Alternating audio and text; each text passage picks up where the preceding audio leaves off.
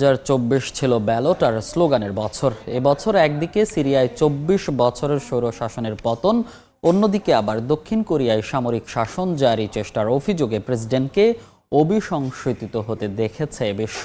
নানা ইস্যুতে আন্দোলনের জেরে সরকারের অদলবদল হয়েছে ফ্রান্স এবং জার্মানিতেও।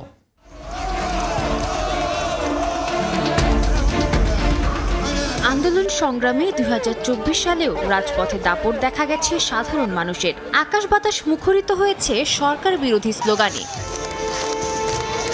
জনগণের তোপের মুখে গদি ছাড়তে বাধ্য হয়েছেন অনেক শাসক, কেউ আবার দীর্ঘকালের রাজত্ব গুটিয়ে পালিয়ে গেছেন অন্য দেশে। সে হিসেবে বলাই যায় এবছর বিশ্বের রাজনৈতিক অঙ্গন ছিল নাটকীয়তাপূর্ণ।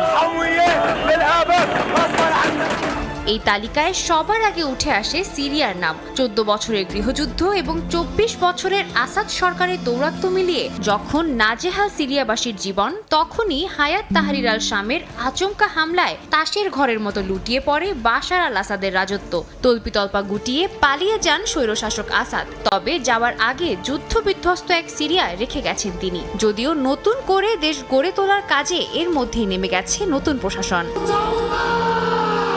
দক্ষিণ কোরিয়ার রাজনৈতিক প্রেক্ষাপটও এবার বেশ কিছু দৃষ্টান্তমূলক সিদ্ধান্তের সাক্ষী হয়ে রয়েছে, যার সূচনা হয় ইউন সুক ইউলের সামরিক শাসন জারি দিয়ে। প্রেসিডেন্টের সংবিধান বিরোধী আচরণের অভিযোগে ক্ষুব্ধ হয়ে ওঠে দেশটির সাধারণ মানুষ এবং বিরোধী দল। রাস্তায় নেমে জোর গলায় প্রেসিডেন্টের অভিশংসন